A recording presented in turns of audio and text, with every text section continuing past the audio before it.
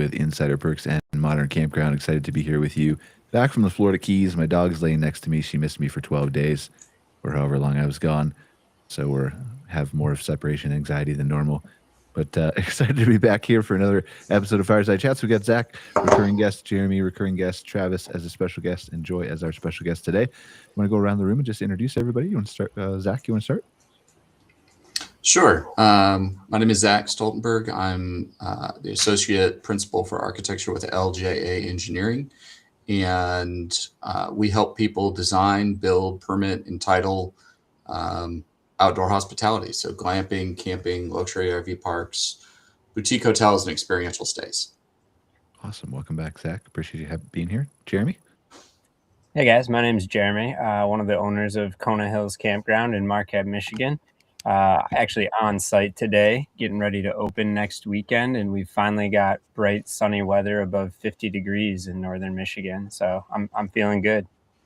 It's warm here too. Yeah, we got lucked out, although it's supposed to be cold this weekend, so we'll see for the holiday, or our holiday up here anyway. Joy. Hi, my name is Joy DeVos, and I'm from British Columbia. We opened up our campground this year, and we're looking at trying to give people the experience on a dairy farm. Welcome, Joy. Is it going to be cold over there in BC like us? It's going to be like 9 here for the holiday weekend. I think it's around 10, and it's cloudy. Yeah, it was sunny. This like is not my. We were gone. Yeah, this is not my background. I would have liked to have had, my farm background, but we'll just go with your pre-made avatar here. Travis, last but not least, sir.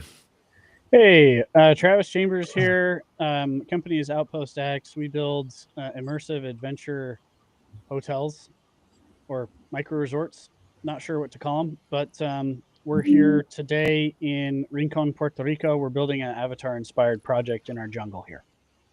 Awesome. Excited to learn more about that, Travis. Thanks for being here. I appreciate it. So normally how we start the show, everybody knows, or Jeremy and Zach know, we just kind of toss it to you guys. Is there anything that you guys have felt has come across your desk in the last few weeks since we've been together on this specific show that you think is worthy of talking about? Man, I don't know if it's just my feed showing it to me, but I feel like everybody seems to be harping on dynamic pricing lately. That seems to be like such a big thing that 2026 is all about. I don't know if anybody here has utilized it in their projects yet. Well, so here's a question. Are we talking about real dynamic pricing, or are we talking about what the campground industry has, which is basically yield management? I think that's also the consensus from everybody that I'm talking to. You or everybody that I'm seeing in my feed. Everybody's saying like, turning on price labs or turning on dynamic pricing in new book isn't quite cutting it anymore. There's a manual process behind all of it that most people aren't fully exploring, it seems like.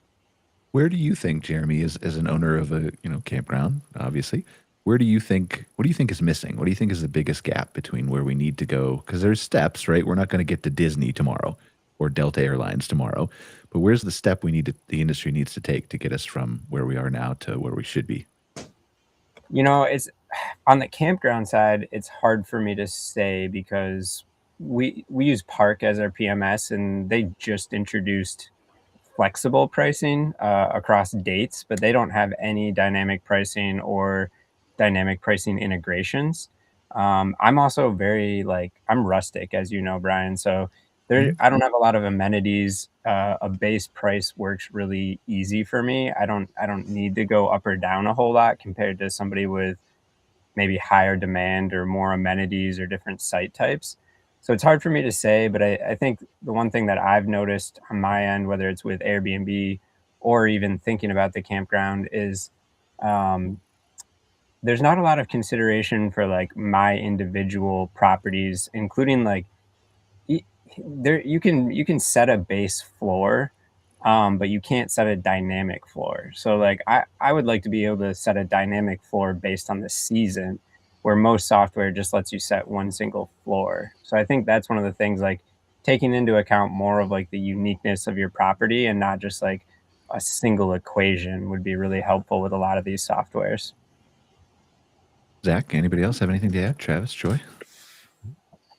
Well, I think some of that is still coming out of the influence of traditional hospitality. All those systems, those mechanisms, the booking software, like they're built for that traditional model, and everything about outdoor hospitality is so unique and different. Like looking at Travis's property, even with different seasons, I think his demand is always there because it's such a unique property, and so um, I think traditional hotels, their demand drivers are typically events. Maybe there's a concert, maybe there's a convention, a gathering, a meetup, something like that, and they'll of course raise prices because they know there's more demand on those particular event weekends. Um, but I think there's not a good way to measure those demand drivers when it comes from that kind of experiential perspective. Um, the other thing I think to answer your first question, Brian, that I noticed, we're coming off of kind of back-to-back conventions with the Texas Association of Campground Owners, the Taco event, and then the Floribama convention. Um, and the thing that we heard kind of harped on repeatedly at both of those events was that campground owners need to be paying attention to non-RV with the RV market kind of stabilizing, softening a little bit. That there's a big push right now into cabins, park models, glamping tents, other accommodation options for all those people who want to come and have that camping experience, but don't necessarily own an RV. How do we, and maybe we don't want to take this over the whole show and go down this direction, but it's just interesting to me. How do we, is it possible to build a dynamic pricing model for experiences or experiential? Like to measure what the guest is not only experiencing in the accommodation, but what they're feeling, how their stay goes, what the landscaping is, what the everything is that you do, Zach, to design the resorts, everything that Travis does with the accommodations, everything Jeremy does from operations that feed into that experience? Or is that unnecessary? No, I think that's the rub here, right? Like that's the challenge is how do you what's the data measurement, the metric that you would use to drive that dynamic pricing when it's experience based? Anybody have any ideas? Travis, you have an idea? Yeah. You build. Yeah, I'm not a dynamic pricing expert. No, but you're an accommodation expert. You're an expert, right? Yeah. I actually just texted my business partner to ask him if we do it. I don't know if we have a software running. I'll ask him. I know we were doing it manually, but most of our demand is driven by marketing and influencers and stuff. So I don't know. I don't know if dynamic helps us a little bit less. I know Ben Wolf does a ton of it. He talks about it all the time. So I'm waiting on an answer from my partner on that. Well, in the meantime, while you wait on an answer from your partner, tell us what you're building, Travis. Yeah, so we're building these. Basically, they're movie set hotels. So they're highly experiential. We're trying to pull that lever as much as possible. And experiential hospitality is kind of a growing niche right now. So when you enter the project, you're entering a movie scene. There's a whole story. There's a podcast that you listen to on the way there with dialogue and characters and plot lines and backstories. You get to the project, you enter this super themed unit. We try to remove all of your connections to the modern world, to your life, and you're just in this 48-hour kind of experience. It's almost like the movie version if you were going to go to train with samurai or go in the Amazon rainforest with a tribe or go on a safari. We're trying to create that level of immersive. And so we have art cars that you can drive around. There's an audio tour with historical signs throughout the property of things that are not real. They're just our fictional world. And it's kind of a choose your own adventure place. There's a cantina with mocktails that you can make. There's an earth lodge that's a Moroccan interior with, mint tea and all these random delicacies and snacks that we've made up that are part of our culture. But it's cool. We're mixing a lot of things together. It's kind of like a landscape hotel. It's kind of like an Airbnb. It's kind of like a resort, but kind of not. So it's actually difficult to explain exactly what it is, but it's like a movie set kind of experience. And now here in Puerto Rico, we're doing this Avatar inspired experience. And so you arrive at this jungle trading post, right? That's hidden into this jungle here, this old kind of colonial thing that's happening here. And then you descend down into the jungle to ancient times. And we're going to have we have a lighting design projection mapping where the whole jungle kind of comes alive, and you have this art walk experience, and then there's waterfalls down at the bottom with lagoons. So we're just trying to create this magic kind of surreal cinematic experience for people. Is it fair to say that then you're basically putting someone in a personalized movie of their own making? Yeah. Is that okay? Yeah, it's hard to explain. I'm still working on But I trying to like figure out how to that. explain it. That's I like a Yeah. challenge like that, right? Because you're creating your own thing that hasn't been done before in the ways that you've been doing it, and I think that innovation is probably sorely needed in the outdoor hospitality industry. Yeah, so far it seems to be working. We opened Outpost X Utah 2 years ago. We've had 87% occupancy at 441 ADR, and so we'll see how it goes here in Puerto Rico. How do you do marketing to the consumer who is unfamiliar with a product like yours? Like, obviously, you can say, all the things you just told us, right? But how do you convince the guest who's never experienced something like yours that it's worth the 441 ADR or whatever it is to come and do all that? Yeah, so our project in Utah is 3 hours from Vegas, and it's an hour and 45 minutes west of Zion. So it's absolutely in the middle of nowhere. And we wanted to do this experiment. Can we get someone to go in the middle of nowhere? Can we pull that off? The thing that's worked has been medium-sized travel influencers. And these are people who just find experiences and explain them to their audience. It's done really well. I'd say we've spent maybe $30,000 total in 2 years on influencers to do about 250 million views on social media. And to our knowledge, we're the most viewed hospitality product in Utah.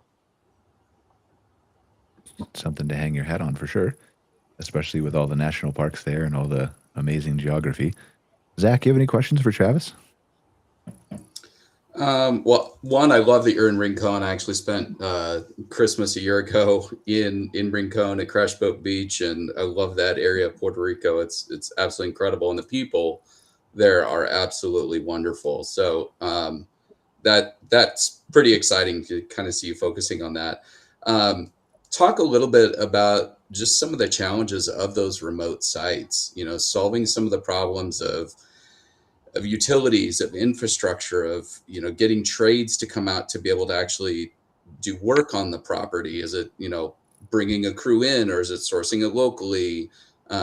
Because I think you're doing something that is amazing and wonderful, but everybody would be doing it if it was easy, and I know that it's not easy. I know that you've taken kind of, honestly, probably one of the more difficult paths in order to get there. So maybe just tell us a little bit about what that journey's been like, and your approach to it, and some of the things that have worked for you.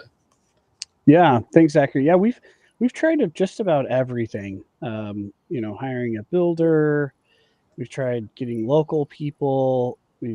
So where we've landed is we now have a mobile construction crew, people who are willing to travel and live on site.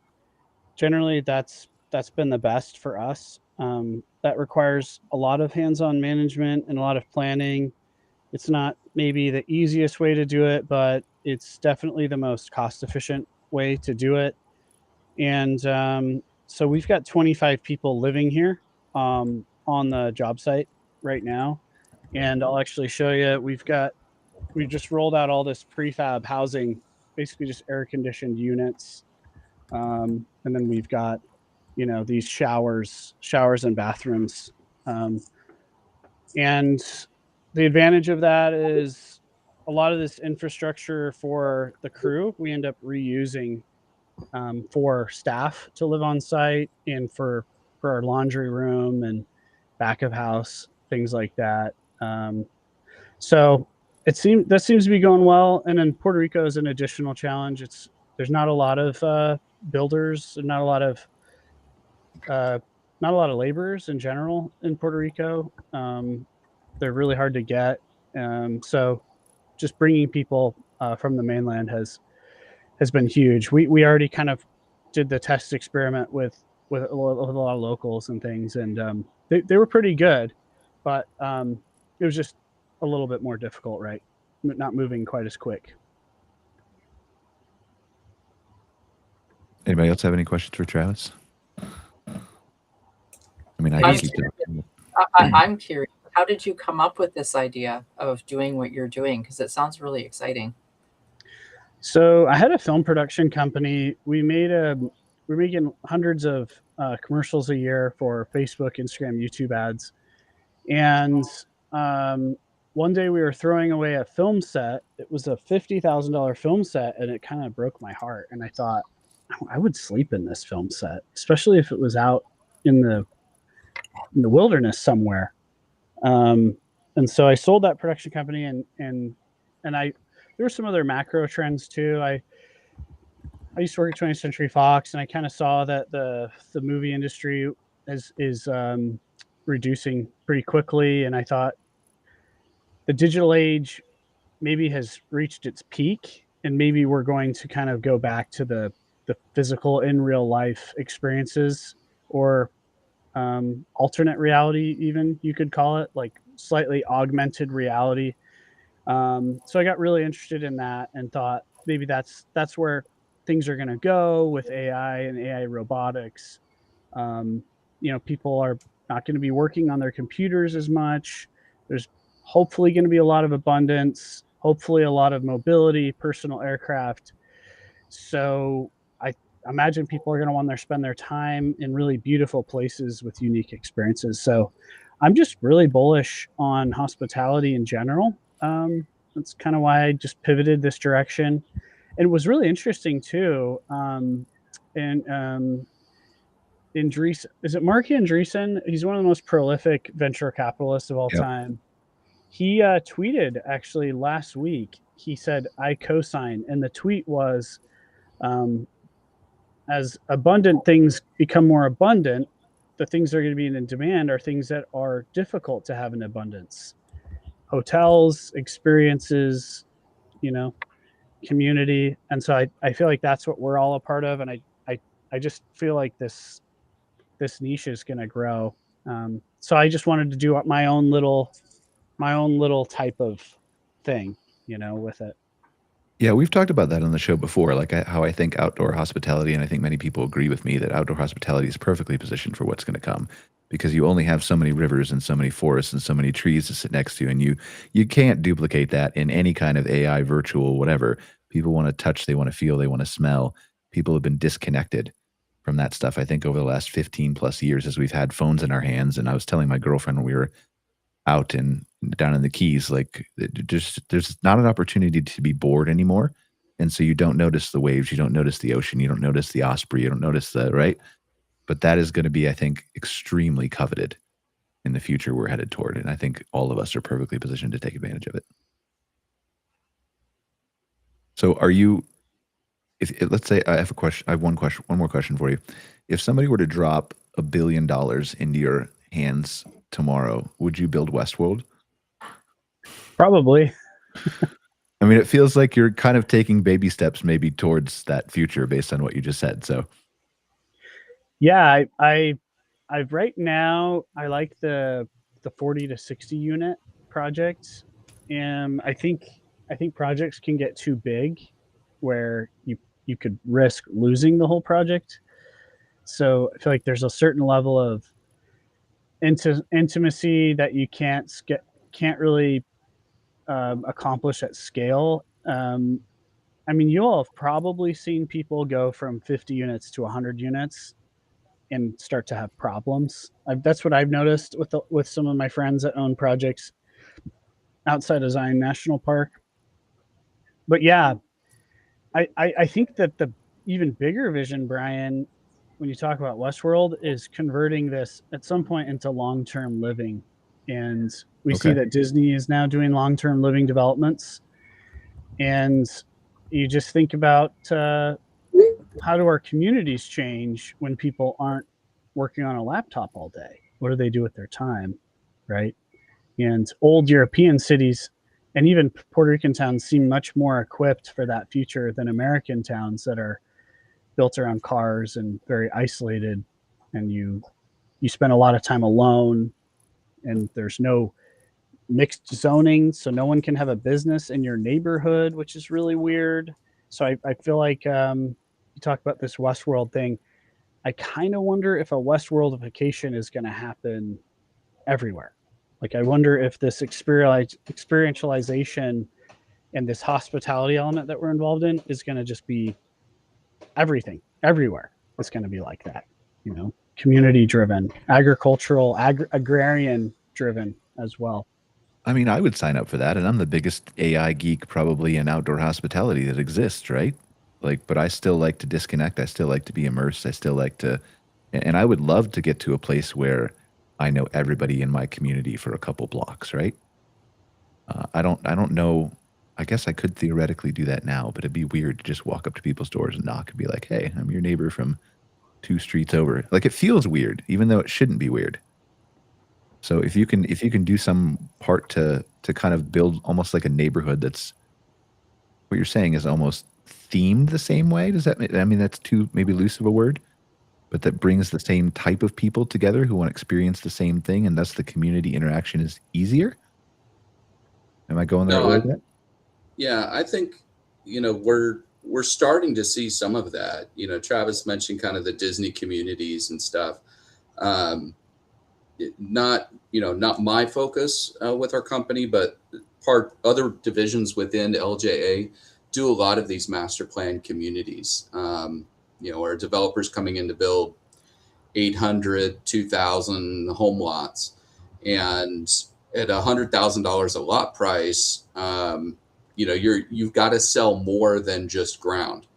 They're selling a lifestyle, they're selling a brand, and so we can call it theming, we can call it immersion, we can call it branding, whatever you want. But we're seeing those master plan communities with resort style swimming pools and, top tier amenities and clubs that would rival, a Four Seasons. And I think, when you, especially amongst younger generations, I'll say Gen Z, especially, they're really putting a huge emphasis on lifestyle. You figure most of your life is spent at work or at home, and when you're at home, wouldn't it be great if it felt like you were on vacation? So I think we're starting to see that trend already, and I also think that that's probably one of the things that is pushing that ratcheting up of guest expectations when it does come to outdoor hospitality and resort development. What people have at home is getting nicer, nicer, nicer. So we've really got to up the ante when it comes to creating a unique experience. And, I think, Travis, to your credit, you're probably one of the best in the business at having accomplished that. If living at home feels like vacation, does vacation exist in the future, or do you just swap homes with someone else? Well, I think it's not so much does vacation exist, but it's wanting a different experience. Like I think, Travis, I remember you talking about this on the podcast with Alex and Matt, where it's like, you can be anywhere. Like, we're moving into a reality where you can be anywhere in 24 to 48 hours. So like your life might feel like vacation. Like I live in Marquette, Michigan. I'm on the shores of Lake Superior. To me, every day is vacation. I get to look out. I live on the biggest freshwater lake in North America. I love my life, but that doesn't mean that I don't want a completely different experience. I might want to go to Utah and be in the desert, or go to Santa Fe and be in the desert. Like, I want that different perspective. And I think that's where, like, that perspective, being able to give somebody a new perspective, that's where there's a lot of value, I think. Yeah, I agree with that. I think that we as a species, we're really obsessed with storytelling, and the storytellers generally kind of run society. The Aristotles, the Shakespeares were, if our life is kind of playing infinite games, then who's the game maker? Whose games are we playing? And you see how big the video game industry is exploding. It's multiples and multiples of the film industry now.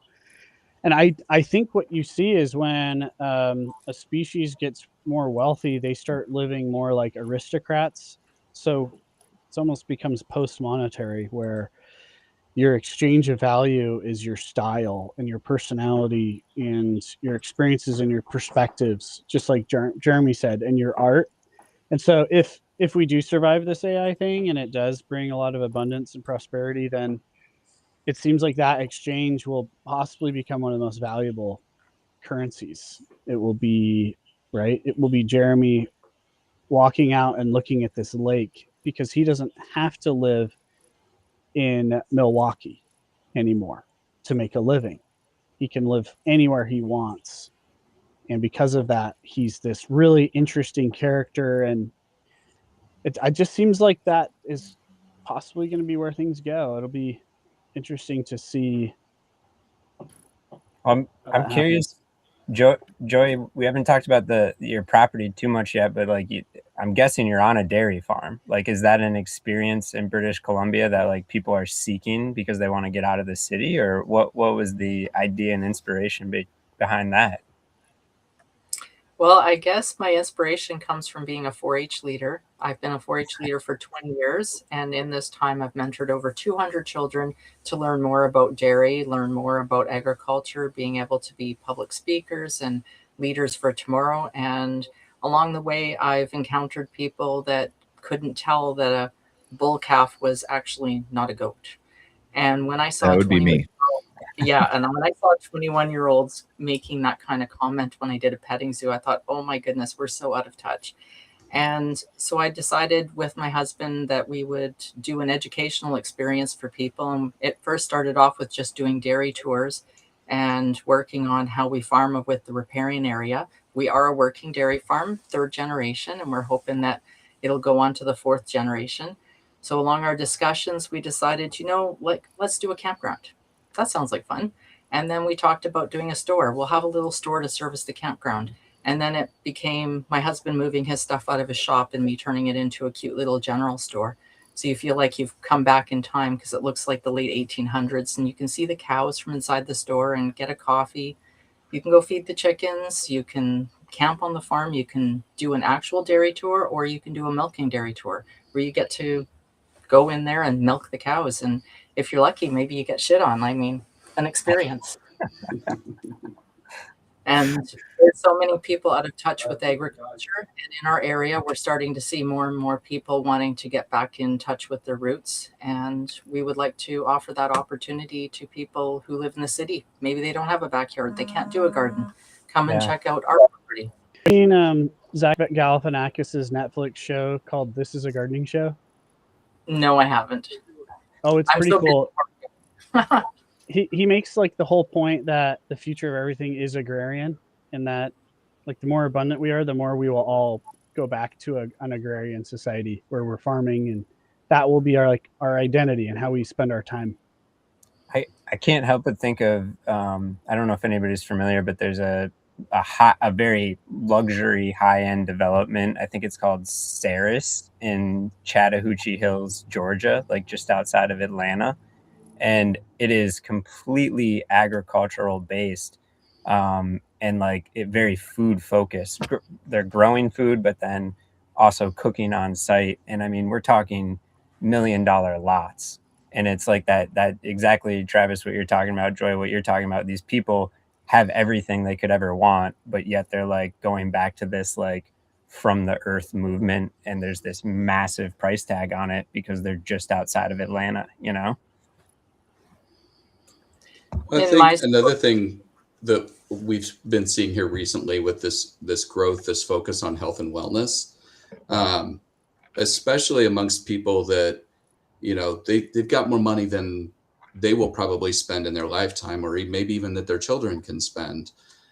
their focus shifts from material things into, living the best life of the years that they have remaining, feeling good, feeling like you can do whatever you want, and that kind of recentral focus on health, longevity, wellness. And a huge part of that is diet.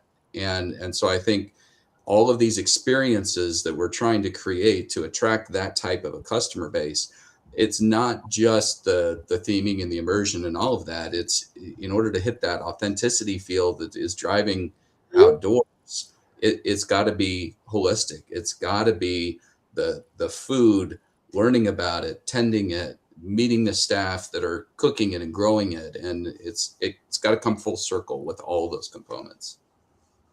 Yeah, I think I agree with that. Like, I mean, I'm always one of those people who's trying to learn as much as they can. So when we were down in Key West, I was, going to the farmers markets, learning about the pink shrimp and the lobsters and the stone crab and all the things they have down there, and then trying to figure out where can I get it from the markets and how can I cook it in my glamping accommodation that I was in. And so I think that for sure, it's not farming, but it's the same from the sea, right? It's figuring out how that all connects to each other, to the experience of, like, we ended up staying on a couple. I think we're talking about this before the show, Jeremy. I was going to say what it was. We stayed at a couple glamping accommodations. I mean, I would call them glamping, that were basically, I don't know, cottages that this guy built on top of catamarans in Key West. And so they rent for something like $500 a night. I think they're called Outposts 1 and 2 from a company called Mellow Ventures. And there's a couple competitors down there, but it's very rare. But he's just basically built these custom cottages that float on catamarans. They're anchored in the middle of the harbor in Key West in 4-foot crystal clear water. And you go out there and there's no air conditioning. There's no, like, you're just out there in this cabin in the middle of the water. And we stayed there for 3 nights. And it was one of the most relaxing things I think I've done. Just being disconnected and being able to cook my, again, fresh food from the market. Learning about the shrimp and the fish and the types of stuff that's swimming by me. So I don't know. I'm a buyer. I'm a believer in that. Maybe that's your next idea, Travis. We go from Westworld to Waterworld. Well, it's funny. But it's got to be better than Waterworld, man. That's a very low bar for a movie to set, man. It's well, it's funny. We have been looking at barges and catamarans here in Puerto Rico to do that kind of experience. So yeah, I mean, it's for sure. Yeah, it's one of the most unique things that I've ever seen and done, and he built it really well.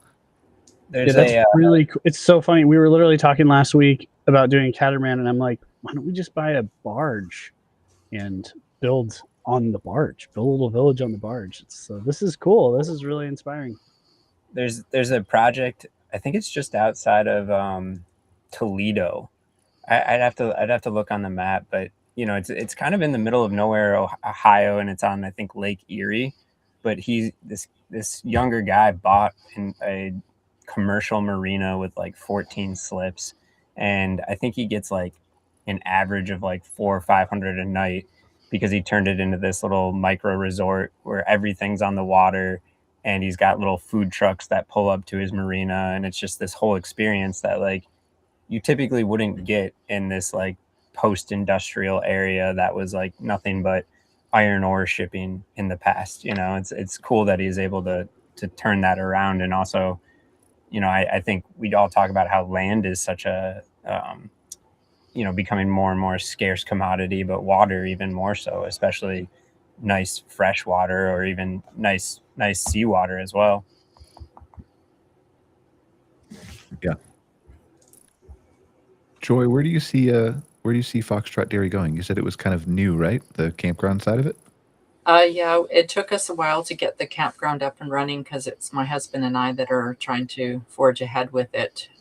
We have limited capital to getting it started up, but I think we've done really well. I see it. We're held at a capacity of 10 campsites because we're on the agricultural land reserve. And so that means that we have to preserve it for farming as a main priority, a main economy. And the campground itself is really just there for the educational aspect of dairy farming. And in our farm, we're hoping to see people come, and we have 10 campsites. 2 of them are full hookup service. We have a septic system. We have actual showers, not porta potties. And we have we have it planning to set up as a little village eventually as we gain the capital to invest into it. And the hope is that people will set it as a journey destination for their families, that they'll all come here and do their family reunions and see the cows going back and forth from the campground, because you can see the dry cows going back and forth. You can see our horse, and our goats are within the campground. And so it really is like a little farm that we're trying to set up there. And you're right beside the farm. On the other side of the bushes is the farm, and you don't actually hear the cows. It's amazing what a bush can do. And the store is open. People are able to come over and be on the main farmyard. And we're really just hoping that schools and people that are interested in learning about where their milk comes from, how we farm, why we farm, why are the decisions that we make made? Well, they're made because we have to work within our ability with our land and within the nutrition of the animals and with staying environmentally friendly. So we have a lot of hoops to jump through. And the agricultural land reserve is a special land that's put aside for farming. So I see us enjoying and meeting lots of people from around the country, maybe around other countries, to come and just really have a great experience. I think for us, seeing a child learn that milk comes from a cow, I've seen it. Kids are like, wow, that happens. And they're like, that's where my ice cream comes from? Yes, that's where your ice cream comes from. It's the most And important thing that comes from a cow, ice cream. oh yeah, I it is. agree. Absolutely. And butter. And when people come to our store, we have in there products from little mom and pop businesses. So really just trying to support that local community as much as possible, working together and showcasing healthy, nutritious products, thinking about what people need to live a happy, healthy life. And I don't know, I'm still learning. This is exciting, and it's nerve-wracking all at the same time. But I look forward to my plans. Well, if you ever stop learning, you'll be bored. So I hope you keep learning. Thank Is you. it just RV, or do you have any intentions to add accommodations like cabins or glamping or anything out there? I do want to add glamping. I want to make a miniature village of our farm, but that again requires capital. I would like to make a replica of our actual farm within there and have themed cabins for the milk house, the calf barn, the shop, and with educational history pictures on the inside. I have the designs already. I just don't have the capital to get it going. So in time, I plan to have them all the sites hooked up and all with power. But we know power is expensive, so that'll take a little bit of time. But when it's all set up and done, it'll be a really cute place that people will want to come to. And then I hope while they're here, they see the wineries and the other dairy farms near us and just really get to know the agricultural footprint within our communities. It is one of the hardest things that I think, and I'll just admit this from my perspective, it's been one of the hardest things. I've learned this over the last few years, I think. Running my business, working 110 hours a week for 15 plus years, 7 days a week, right? Because I love what I do. It's really been hard for me to immerse myself into the type of experience, to go to the places. Like I take a vacation, but I realized, like I think 2 years ago, that I was walking along a beach. I think it was actually in Vancouver Island, I think. And I realized, like, I'm walking along this beach and I'm thinking about business. I'm not appreciating that I'm on a beach. I'm not appreciating the ocean is right here. I'm not appreciating there's a time to disconnect. And so I've tried to kind of reframe that thinking, but it's hard in the modern world, I think, for a lot of people to get to that place with all the distractions that we have and opportunities to not be bored. Is that just me, or is that sentiment out there with more of you? Well, I No, I find think- that all the I think time. that's true. Yeah, I don't think it's just you. And I will say, you know, as somebody who lives in the upper Midwest, I think that's the thing I appreciate the most about seasons. You know, the seasons make you slow down, whether it's winter or spring or fall. And when you have to, we got over 300 inches of snow this year where I live in Ishpeming. And, you know, when you have that kind of snow, you can't just go out the door and go to wherever you're going. You have to slow down. You have to move the snow. And it, at least for me, it makes me think differently. And it's, you know, I instead of just like rushing out the door and hopping in my car, I'm like, you know what? It might be easier and more fun if I skied down to the coffee shop. you know, that and that's what I did multiple times this winter, you know, and then that makes, I don't know, that makes life a little bit more fun to have that disconnect and get out of that regular pattern of thinking about business or the most efficient or the most you know, the biggest ROI you can get on a project, you know. Well, that's why I really like the houseboats, right? Like, I mean, we had to take a boat out there from the marina, 10, 15-minute ride out from the boatyard. And like, we couldn't leave. Like we could call somebody if we wanted to and pay for a boat, right? But we were in the middle of the water. Like we weren't going anywhere, even if I wanted to. So we had to go grocery shopping. We had to bring our provisions. We had ice coolers. We didn't have a full refrigerator. We had to think and plan and clearly disconnect and understand what we needed. And it was great. One of my favorite places, it's actually in the Upper Peninsula, about 50 minutes away from where I live. But it's called the Huron Mountain Club, and when you go up that club road and you pass through the gates, you've got no service. You're completely disconnected. The closest corner store, the closest store to get gas, food, anything, water is probably 45 minutes down the road, and it's a dirt road. And it's kind of like, it brings on a little bit of anxiety because you're like, did I forget something?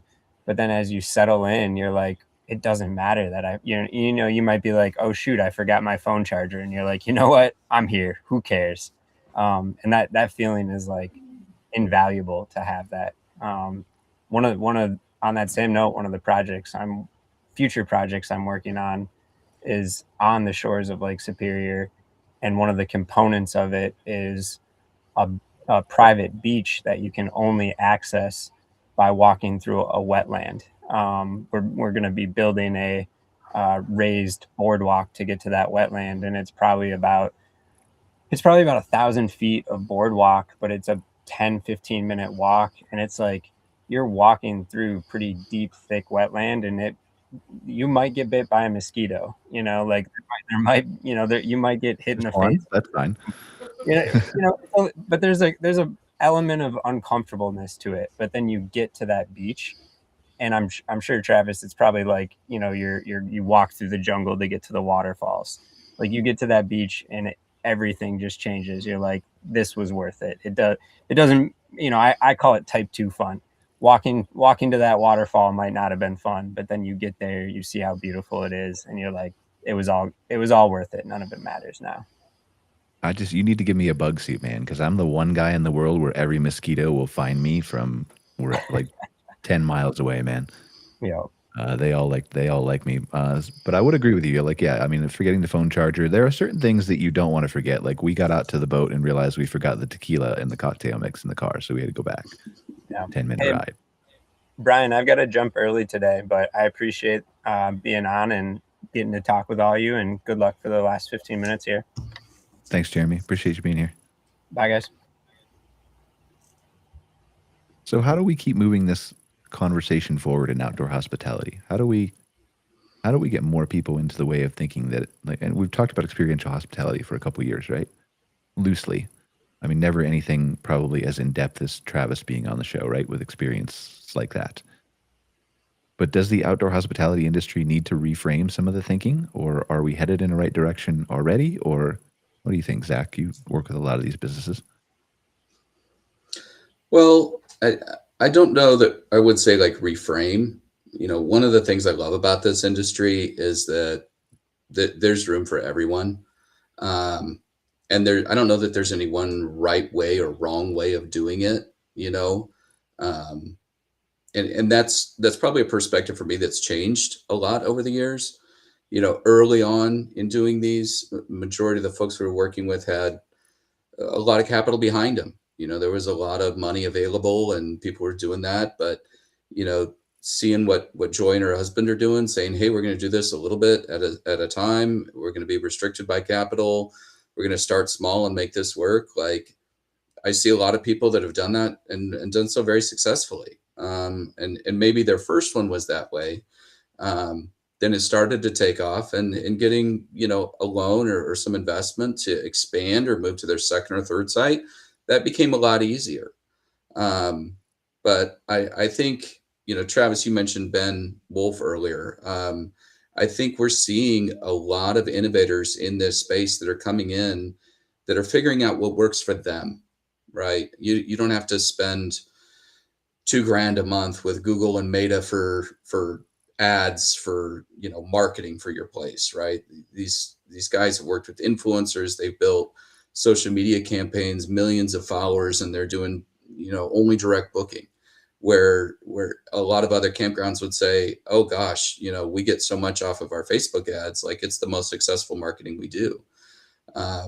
So I don't know. I guess it's a sort of a roundabout way of saying, like, I don't know what the answer is to that. Like, where do we go from here? I think certainly there's, you know, something to be learned from people who are doing it, have tried something new and are really successful with it. And Travis, you know, I'm sure you're starting to see too, you captured this sort of lightning in the bottle with your first site, and you built a massive online following. You know, I'm anxious to see, does that carry over into a second site, a third site? Does that carry over into a site out of the country? You know, and then how does that shape your journey of what's next? You know, any thoughts on that? Yeah. I think it just comes down to a good story, you know, like joy is a story, right? She's been doing the farming club for 20 years. This is her life, right? This is her lifestyle. And there's something romantic about entering someone else's lifestyle. It's a cultural experience. And so it's just, that's what culture is. And I think in the United States, there's cultures like very disjointed. And so I think what we're talking about exists in a lot of deep cultures in the world already. Like Morocco is a hospitality zone. There's just this richness. There's a certain type of food. There's a certain type of tradition. There's a certain type of clothing. Like when you go to Morocco, you are in a movie. You really are. And so you go to Joy's place, you're in this society, you're in this community, you're in this way of life. I think that's what people want. I think people want as many experiences as they can have, and it just naturally seems to be what people spend their time and money on. And it's pretty crazy. This is a really strange concept, but if you are a coal miner and all you do your whole life is mine coal and don't have any other experiences, time is going to be like very compressed. But the more experiences you have, it's like the more time you create because you're experiencing new things. They've done studies on this. It's really sounds kind of like wild, but you've lived half of your life by the time you're 20 because the way we perceive time, because you have generally are having less new experiences. You're in a routine. And so it's like, if you want to live a longer life, you go have more experiences, unless you just really love what, love what you have. But I think that's what people want. I think that's, obviously people are stuck in survival mode. Like, majority of people on earth are still in a survival situation. I have to do this job so that I can eat, so I can have a shelter over my head. So really the stuff we're talking about is, what do you do when that's not the case anymore? What happens when you're not in a survival mode? How do you spend your time? Where do you go? And we know that people spend it on travel. They spend a lot on travel, and we see it too. A lot of people buy stuff, right? But once they reach a certain level of abundance, they don't buy as much stuff. That's kind of what happened with me. I sold my company, bought a bunch of really stupid things I didn't need. They didn't make me happy, so I got rid of them and just went right back to the adventure part of it. So I think the other thing that's happening is the tourism market is getting younger. So a majority of tourism was over 60 years old for most of our era, because they're the ones that have disposable time and income. But I just think there's just more money going around. The upper middle class has doubled or tripled in the last 20 years, and people are getting a lot more mobility and they're not spending as much money on where they live. They're spending money on going places, and they have the flexibility to do that, which is not something that has really been around for a long time.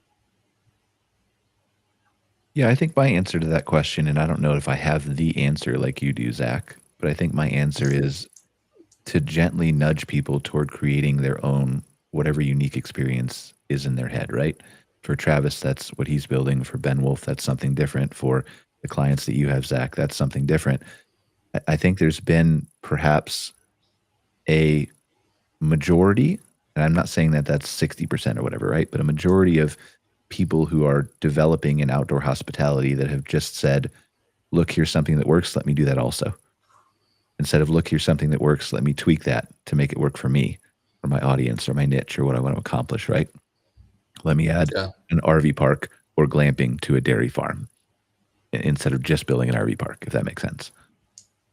So I think that's where we need to maybe encourage people to go. And I think there's significantly, there are people that are going there, like Travis and Ben and some of your clients, Zach, and other people that we've had on the show. I think those voices would be well served for our industry to be more visible at some of the industry conferences that we have.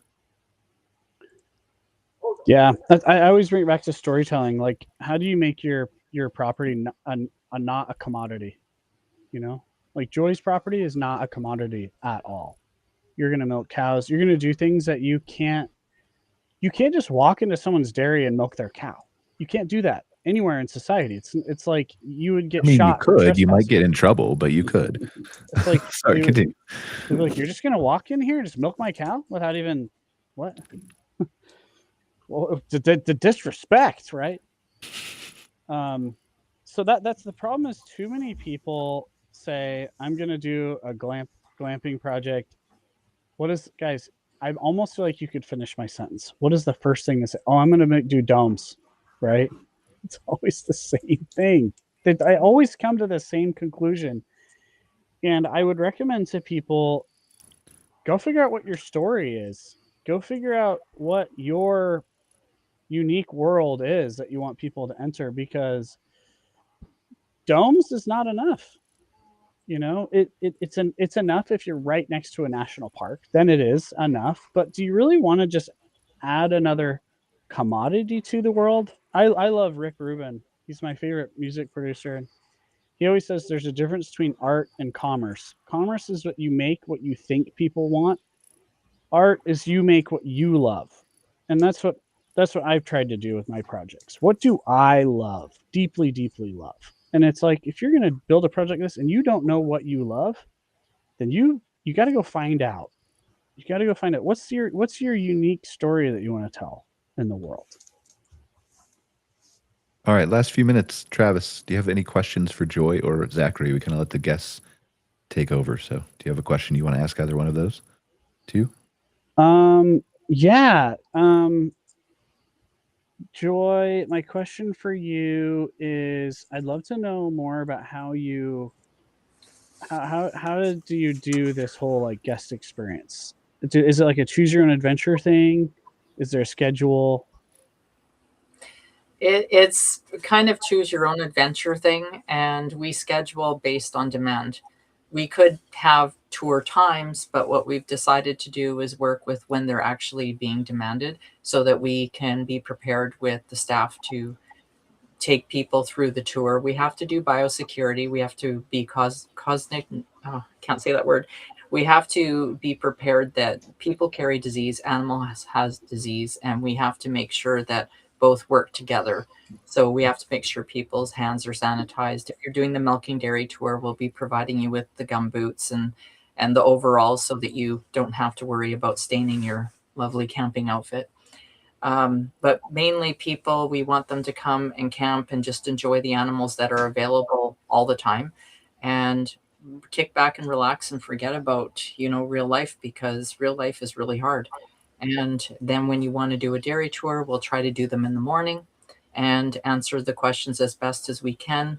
And we would target our dairy tours based on who our client is at that moment. If they're young children, we keep it simple. If they're older and they're college students and they're trying to learn something about agriculture, then we'll be more in depth. If it's the general person, just an understanding of how we work with our environment to be, good stewards of the land, and how we look after our animals. We love our girls. They all sleep on water beds, in case anybody's wondering. And they're very, very happy. And yeah, and we'll develop as we're going along, because obviously I've only been doing this for the last 12 months or 14 months with opening up the store and working towards this plan. And still, I don't even know what to put in my brochures. I have a brochure, but maybe my ideas will be different in 6 months from now. And our campground can host tents and RVs. And right now we only have 2 full hookups. The rest are dry until we eventually get to our end goal. That's really cool. One of my favorite experience. My grandpa had a dairy farm. My dad grew up on a dairy farm, and I used to go there as a kid, climb around the barn, I'd find his old mail and checks to the IRS, stuff from the 50s. It was so much fun. Like, it was just, and it's like, how many people really get that experience? Zachary, what's your favorite thing that you've designed so far? Yeah, I get this question a lot, and I think the best answer I can say is my favorite thing is whatever I'm working on right now. Which the current project, it's also in Utah. I can share a little bit about it, but I'll say this is the first time, instead of building or erecting a unit, we are excavating the units out of rock. So that's been very unique, very different. Some challenges with it. Everybody on my team has just poured themselves into it, and I think when it finally comes to fruition, it's going to be absolutely incredible.